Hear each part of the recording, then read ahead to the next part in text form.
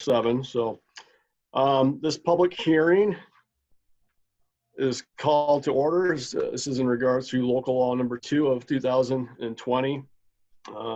This has to do with our procurement policy, best value methodology, or purchase and contracts. And as you heard with some of that prior discussion, we had to, basically a copy paste from another municipality. So we changed some of the verbiage around to reflect that we are a city and not a village, and that of the Common Council and not of the Board of Trustees. So Missy, I'll let you kind of, jump in and, go over as to why you wanted to have this policy change. It gives us a little bit more flexibility and some wiggle room in some different areas, and it allows us to go after certain things on the state bid, which we had some hurdles in the way prior to this. But yeah, getting on state contracts, they buy in bulk, so the price is usually a lot lower than if we were to just go out to bid ourselves. So being able to buy off of those contracts is obviously better for us, getting a lower price. yeah, that's we don't really talk about state bid a lot. It's something that we do, obviously, whether it's equipment or contracts to do a service. We have to put things out to bid. I think more recently we've talked about things on the contract side with sewer relining, which this wouldn't fall under that category. This is more an item, a vehicle or a piece of equipment, not so much a service. So that's John, I think that, I hate to interrupt you, but I think after I read this again in our discussion this afternoon, I think if we had this in place, we could have just let that pipe relining, them people go, because that would be a public works contract. Right. You had the authority for that to declare this law in effect, and we would not have had to bid that and delay things. Yeah. So last year, the council members, you'll remember, we were doing the sewer relining, and when we put it out to bid, the lowest bid came well under. We actually had, I think it was 15,000 and change extra, and we wanted to apply that to do a little bit more instead of just hiring the company that won the original bid, who was actually physically here in the city performing the work. We couldn't just add on, so we were actually forced to go out and bid a smaller $15,000 bid. So my hope is this will kind of clean some of that stuff up as well. But do you think that would be the case, Joe? Yeah, I think that for that small amount of money, because we've already worked with them, and it's a very specialized thing. Mm-hmm. You know what I mean? It's not like laying blacktop. Right. It's a very specialized service, and I think that because of the specialty, you could have gotten away with it. Okay. But I think if you're going to blacktop a street, obviously, that has to go out to bid. Yeah, and in blacktopping, you're usually bundling some streets together, and there's a larger cost to that than a $15,000 sewer relining on one of the side streets would be. And especially because it was so specialized, unlike a bridge or something like that we do all the time because we have so many bridges. Mm-hmm. Yeah, correct. So years ago, we used to use state bid for the police cars and stuff. Remember? Yes. Yeah. And we still do. We still look at this, what's out there on the state bid, but we have to actually go through the bidding process. Like with the police cars, the new Durangos that we just acquired, we actually put those out to bid. We didn't just go out to the state bid and grab them. We put it out to bid, and Maple City Dodge came in the lowest. Yeah, we could still do that, but we could always, an option, select the state bid. Yes. Yeah. And sometimes it makes a lot of sense. If you have, someone local, reliable, it's more of a convenience too. Sometimes if there's, great distance, between point A and point B, as far as servicing down the road, warranty work, that sort of thing. So a lot of different factors come into play. So, any questions? We all have our thinking caps on. All right, no questions. Not even one? All right. Making it too easy. I know this isn't, this isn't the glamour stuff, right? This is more of a housekeeping item than anything else. The glamour stuff's coming up. Yeah. Stay tuned. I see, Judge, Mayor, I see we've got a lot of, we have high school students online. Is that what it is? Yes. Good. Yep. Did none of them have any questions? No. No, we're all good. Thank you. Okay. Must be getting towards the end of the marking period. We're starting to see a lot of people joining us on Zoom. Yeah. Now, as far as the kids go, how do you prove that you were on the Zoom meeting? I take all their names. I monitor how long they're on the meeting, and I send it into their teacher. So you're the hall monitor. I'm the hall monitor. Should we start randomly selecting one student and maybe quiz them after the meeting just to see if they're paying attention? Some random video checks to make sure they're still there. You'll start seeing them all click the X up in the corner now. All right. Well, if there's no questions on that, we'll close the public hearing, and then we've got another 7 or 8 minutes before the council meeting. So, last chance. Any questions? This public hearing is closed. Thank you. I just had a missed call from Jim Bassage, so I saw your lips moving, John, but I couldn't hear you.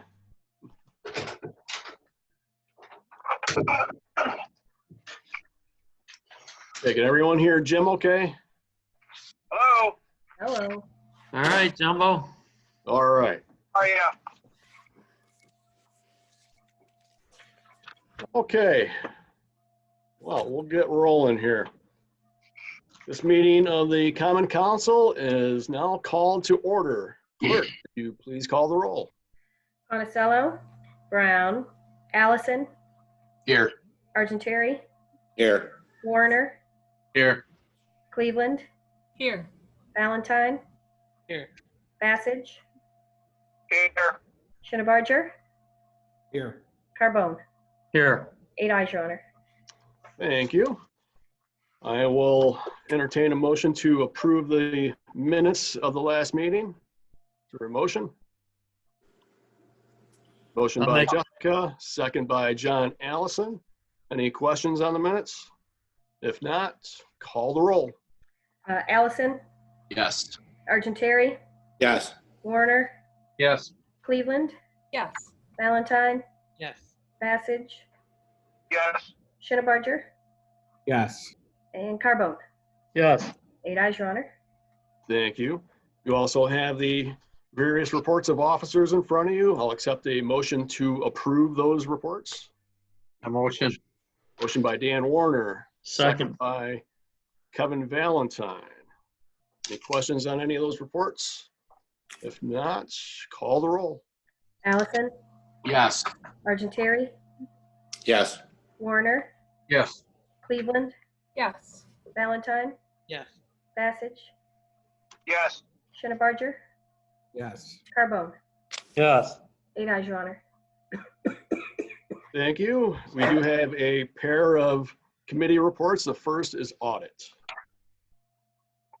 To the Honorable John J. Buckley, Mayor, members of the Common Council, ladies and gentlemen. Bills were audited and approved via email by audit committee members Jeff Brown, Jim Bassage, Richard Argentary, Kevin Valentine, and audit committee chairman John Carbone. Bills audited and approved. Common Council.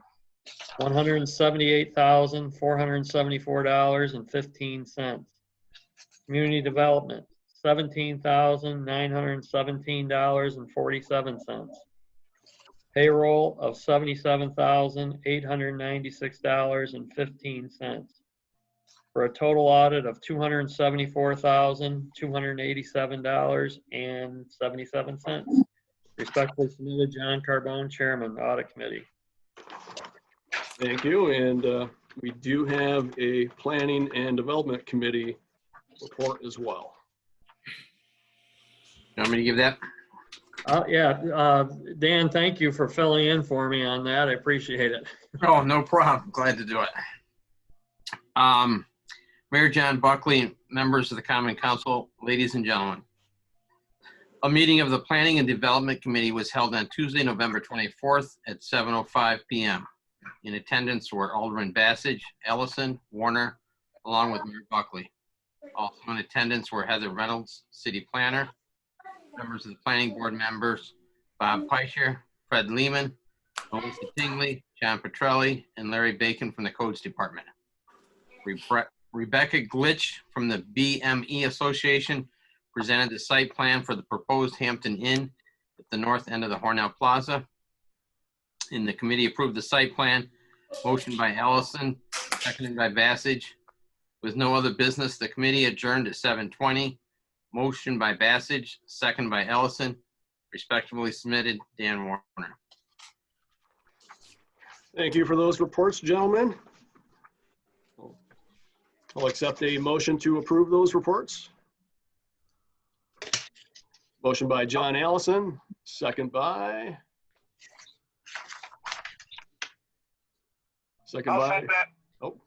Jim Bassage. Are there any questions on those reports? If not, call the roll. Allison, Yes. Argentary, Yes. Warner, Yes. Cleveland, Yes. Valentine, Yes. Bassage, Yes. Schinnebarger, Yes. Carbone, Yes. 8 ayes, Your Honor. Thank you. That brings us to the resolution portion of the meeting. The first of which is local law number 2. Whereas the City of Hornell wishes to update their procurement policy to include best value methodology for purchase and public works contracts, and whereas Section 103 of the New York State General Municipal Law authorizes. I'm sorry, instead of saying Public Works, they're changed that to, I apologize. City of Hornell, right? Yes, I didn't want to interrupt, but, Okay, I'll start over. okay, thank you. Whereas the City of Hornell wishes to update their procurement policy to include best value methodology for purchase and City of Hornell contracts, and whereas Section 103 of the New York State General Municipal Law authorizes said update, and whereas the Common Council for the City of Hornell wishes to adopt the new procurement policy, and whereas Common Council for the City of Hornell believes that it is in the best interest of the citizens of the City of Hornell to modify said procurement policy, now therefore it is hereby resolved that Section 66-1 through 66-6 as set forth in the proposed local law attached hereto and made a part hereof, as if fully set forth, is hereby adopted and shall appear in Chapter 65 of the City Code. Thank you. Is there a motion? I'll make a motion. Motion by John Carbone, second by I'll second it. Kevin Valentine. So just a recap for anyone who wasn't in the or joined in the public hearing a few minutes ago. This is more of a housekeeping local law than anything. You'll notice, and we talked about this early on, we basically just adopted an existing policy. So some of the verbiage is going to change. Anywhere where it says village, we'll change that to city. Anywhere where it says board of trustees, that will say common council. So Joe and I earlier in the day went through and highlighted a few things that needed to be changed.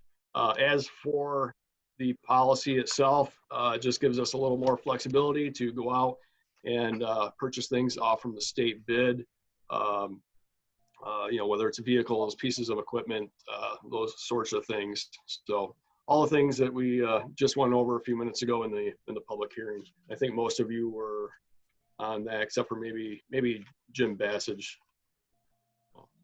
And Mayor, what brought this about, I think originally, was Melissa's concern. Well, the fire chief was buying air packs for the fire department, and the cheapest place to buy was sealed bids, and there's somewhat urgency in getting those in for safety reasons, and that's what really brought this to a head.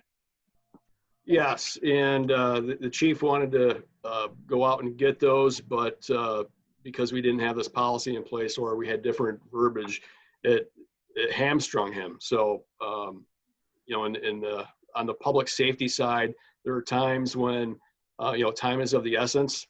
You know, obviously safety comes first, and, you know, this gives us that leeway, that extra, you know, wiggle room that we would need and other communities already have. So just kind of taking the handcuffs off to a degree at least. Anyone have any questions on that? Okay. We got the motions. Call the roll. Allison, Yes. Argentary, Yes. Warner, Yes. Cleveland, Yes. Valentine, Bassage. I think that was a yes. Yes. Okay. Schinneberger, Yes. Carbone, Yes. 8 ayes, Your Honor. Thank you. Next resolution has to do with records retention and disposition. Resolved by the Common Council of the City of Hornell that retention and disposition schedule for New York local government records issued pursuant to Article 57-A of the Arts and Cultural Affairs Law and containing legal minimum retention periods for local government records is hereby adopted for use by all officers in legally disposing of valueless records listed therein. Further resolved that in accordance with Article 57-A, only those records will be disposed of that are described in retention and disposition schedule for New York local government records after they have met the minimum retention periods described therein. B, only those records will be disposed of that do not have sufficient administrative, fiscal, legal, or historical value to merit retention beyond established legal minimum periods. Thank you. Is there a motion? I'll make a motion. Motion by John, second, John Carbone, that is, second by Jessica Cleveland. So this is one of those resolutions. It's actually a state mandate, but it's one of those where you try to explain it and the eyes tend to glaze over a little bit. So in essence, what this is the state requires different different sectors of government to retain records, but they have different rules in place for say school districts versus towns, cities, villages, and so on. And they have different schedules laid out for different entities. So what the state's doing in essence is combining everyone under the same umbrella to adopt the same policy and put everyone on the same schedule. So what does that mean for us on a day-to-day basis? Not a whole lot, but it's a state mandate that we're required to have passed prior to January 1st. So that's why it's in front of us. So is there any, Missy, do you have anything else to add? I know this really falls more on your side of things than it does. Yeah, I'm the one that deals with the records that are usually disposed of. Then it's enormous the amount of information they have on how long you have to keep it and where it needs to be kept. So, but no, that's exactly what it is. Okay, good. Anyone have any questions on that? If not, call the roll. Allison, Yes. Argentary, Yes. Warner, Yes. Cleveland, Yes. Valentine, Yes. Bassage, Yes. Schinneberger, and Carbone. Yes. That's 8 ayes, Your Honor. Thank you. The next resolution is a planning board reappointment. Now therefore be it resolved that the Common Council hereby reappoints John Petrilli of 11 Fulton Street to the City of Hornell Planning Board to a 7-year term beginning January 1st, 2021 and expiring December 31st, 2027. Thank you. Is there a motion? Motion by Dan, second by Jessica. Any questions? Call the roll. Allison, Yes. Argentary, Yes. Warner, Yes. Cleveland, Yes. Valentine, Yes. Bassage, Yes. Barger, Barger. Muted. I can see him saying yes, but I think he's on mute. And Carbone. Yes. All right, that's 8 ayes, Your Honor. Thank you. And the next is a ZBA reappointment. Resolved that Mark Lebanowski of 25 Shamrock Drive is reappointed to a 5-year term on the City of Hornell Zoning Board of Appeals to run from January 1st, 2021 to December 31st, 2025. Thank you. Is there a motion? Motion by John Allison, second by Kevin Valentine. Any questions? Not, call the roll. Allison, Yes. Argentary, Yes. Warner, Yes. Cleveland, Yes. Valentine, Yes. Bassage, Yes. Barger, Yes. and Carbone. Yes. 8 ayes, Your Honor. Thank you. And the last resolution is an IDA appointment. Resolved that the Common Council of the City of Hornell hereby approves the appointment of Dr. Richard F. Andolina Jr. of 7896 State Route 21 Hornell to a term on the City of Hornell Industrial Development Agency Board of Directors from January 1st, 2021 to December 31st, 2024. Thank you. Is there a motion? Motion by Kevin Valentine. Second by Jessica Cleveland. Any questions? Yeah, question. So, who's the young man replacing? He is replacing Sam Naska, who has served for 46 years. Oh, I'm well aware. Yeah, I mean, this guy was doing things for the city before both you and I were even born. So, did Sam step down, or what's the situation here? Well, Sam and I have had some discussions over the last several weeks or so, and it was, we came to the conclusion it was time. So we had some talks. He served a long time, as you said. Well, we were actually born, Rich, if you do the math, but I think he was there 46 years. So, but we had real nice. Close enough. We're close enough. We were babies. Yeah. We were little tykes. Little tykes. Yeah. So we had a meeting in the IDA last week, and presented Sam with a nice had a nice thing, made it Corning glass, and had a lot of nice parting words for him. And I wish we didn't have to live through COVID, and we could do things a little bit more traditional in person, and we're going to at some point down the road when things when they clear up. But, Not good. yeah. So. You guys. Well, I guess the pat on the back was appreciated, but I'm pretty dumbfounded that this man would step down. It seems a bit trendy. We had George Preatley for Ed, and I know we played semantics with the Public Works and the Safety Board. So yeah, I got a hard time with this one, but I don't know why. It is what it is. This isn't the Supreme Court. These are not lifetime appointments, Rich. So I understand that, John. You can do what you want. I understand. I'm just wondering if Sam was pushed or if he decided to, and I can talk to him.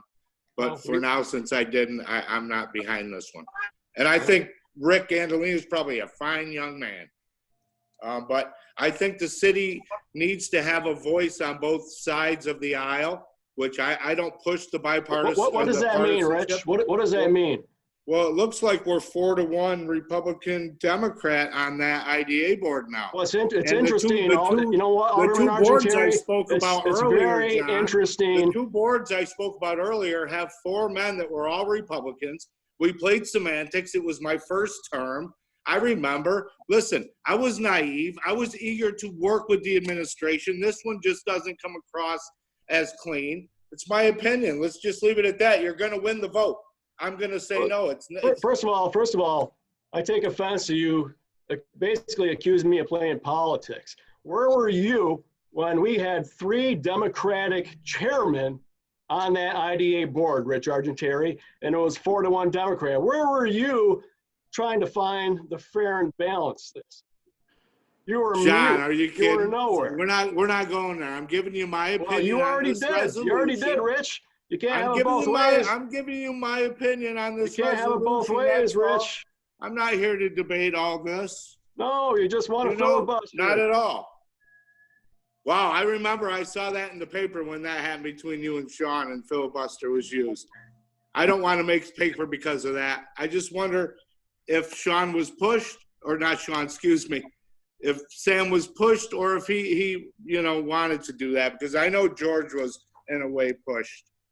And like minds think the same, and I think that the public needs the voice from both sides. It's similar to legislation, and I love Paul, but even on that side, the city of Hornell is represented by the same likes. So I just want to give people opportunities to know that, because no one knows that unless we say it in an open forum. And right now, I don't really know how open it is because we're not in the courthouse with a bunch of people and reporters. Well, the IDA has had the same people for a long time. There's nothing wrong with having new people with fresh ideas and new perspectives. And Dr. Andolina Jr. is a business person right here in the city. He's well educated, he's smart, he's intelligent, and he has a lot to bring to the IDA. I don't deny it. I don't deny that at all, John. And again, these are not the rail industry. lifetime. So in the rail industry, when something's not broke, we don't try to fix it. They don't care if it's 50 years old. We just don't do that. We procure and we do bids and proposals, but if it works, we keep it. So that's all. That's all I'm saying. It's hard to stomach. Sam Nasca. He's the godfather of the city. Wow. Okay. Wow, like that's a heck of a statement. He's done a lot of work for this city. 46 years, you said, right? That's a heck of a statement. Just an opinion. Can anyone have an opinion on this? Yeah, everyone can have an opinion. That's mine, and that's Okay. all. All right. I'm not here to argue or fight. I just don't understand the trend. We talk bipartisanship, and I see 4 Republicans on safety and public works, and I see 4-1 on the IDA board. And That's again, what I see. when it was That's 4-1 the me other way, looking you didn't from say the a word. outside in, inside out. I'm looking from, let's just say I'm just someone that actually is concerned and reads the paper and looks, which many of them don't, John, so don't be threatened by Rich, this I think the city went conversation. the other way. Rich, I think the city went the other way for years and nobody yelled. Nobody paid attention? Yeah. So I'm paying attention, Dan. No, nobody. I'm not, come on, guys. Rich, if you want to, play the politic game, when I came on the council, there weren't very many Republicans on the council. Oh, God, IDA should The not be IDA was about stacked the other politics. way. Mayor, Here's a fact for you. Here's a fact. The IDA historically has had 3 Democratic chairmen on. You had the chairman of the city of Hornell, you had the chairman of Steuben County, and the chairman of Hornellsville. 3 Democratic chairmen. I don't recall you ever complaining about that. Mayor. Yes, Can we move the question? we can. Thank you. I think it's time. All right. Any other questions or comments? Call the roll, Missy. Allison, Yes. Argentary, We'll give the young man a shot, yes. Warner, Yes. Cleveland, Yes. Valentine, Yes. Passage. You hear me? Passage? Okay. Barger, Yes. Carbone. Yes. 8 ayes, Your Honor. Thank you. We don't have any petitions, but we do have claims. Now therefore be it resolved that claims in the amount of $274,287.77 as audited by the Audit Committee of the Common Council of the City of Hornell are approved and authorized paid as audited. Common Council, $178,474.15. Community Development, $17,917.47. Payrolls, $77,896.15. For a total of $274,287.77. Thank you. Is there a motion to approve? I'll make a motion. Motion by John, second by John Allison. Any questions? If not, call the roll. Allison, Yes. Argentary, Yes. Warner, Yes. Cleveland, Yes. Valentine, Yes. Passage, Yes. Barger, Yes. Carbone. Yes. 8 ayes, Your Honor. Thank you. And the miscellaneous, wanted to touch base on the stimulus package really quick. You know, there's a lot of good things in the stimulus package that's going to help individuals, families, businesses. Unfortunately, the federal government fell short and did not provide any aid to local governments, including cities or villages or counties. And in doing so, the federal government is really jeopardizing the delivery of services. And you know, with this, and we've talked about sales tax ad nauseum over the past several months, and what a decline you know, we've been seeing, and most likely we'll continue to see on that sign. We've talked about you know, the governor withholding funding in the form of AIM funding, in the form of CHIPS, winter recovery, you know, and all these different funding streams across the board to the tune of 20%. What I think was the governor was basically waiting to see what the feds did, and my fear is he's going to make those withholdings cuts and not restore any of them. So, you know, I think the feds really missed the ball with this. Ultimately, there's going to be downward pressure on the locals. You know, while the feds, you know, both sides of the aisle do a little victory lap and say, you know, we came together and we did all this, they really hung the locals out to dry. And, you know, it's very, as you know, especially those of you on the finance committee, know it's very difficult to make up large gaps in your budget. You know, losing $300,000 in AIM funding, not saying that's what it will be, but that's what it could be, and most likely will be, or at least in that ballpark. That's a big hole in the budget. And the feds did nothing to help us. You know, and it's not that the cities or villages or the county governments have been mismanaged. They haven't. You know, COVID isn't our fault. It's not the mayor's fault. It's not the county manager's fault. It's not the common council or the board of trustees' fault. We're not the ones that shut down the economy, but we're the ones that are going to suffer. And, you know, so we're going to have to be very creative going forward. You know, obviously things change very, very quickly. I hope the federal government can get something done, you know, try to regain some momentum on this front as we go into 2021. I just don't know. We've gotten close a few times. I've been in contact with Senator Schumer's office. I've been in contact with Congressman Reed's office over and over and over again. And every time it seems like we are advancing toward the goal line, something happens and it gets blown up. And that's what happened this past week, unfortunately. So that's where we are. I wish I had some good news on that front, but I don't. We'll keep pushing, we'll keep advocating, we'll keep fighting. We'll keep partnering with NICOM and my fellow mayors across the state and try to get something going. But in the meantime, I would ask each council member, I would ask each member of the public to reach out to their congressman, to both of our senators, and let them know how important, how vitally important these services are. And, you know, and when we're talking about services, we're talking about police, we're talking about fire, we're talking about water, sewer, public works, all the things that local government does that affects your everyday lives. Those things are what's at stake here. And, you know, these are obviously very difficult times, but the federal government really missed the ball because the locals really needed relief too, and we didn't get it. With that, let's forget about that for a day or so, for a couple of days, and try to enjoy the season. And I do wish you all a very Merry Christmas and a Happy New Year. You as well. And You as with well. that, and thank you, everyone. And with that, Mayor, I just want to congratulate everybody who decorated downtown. It looks absolutely beautiful.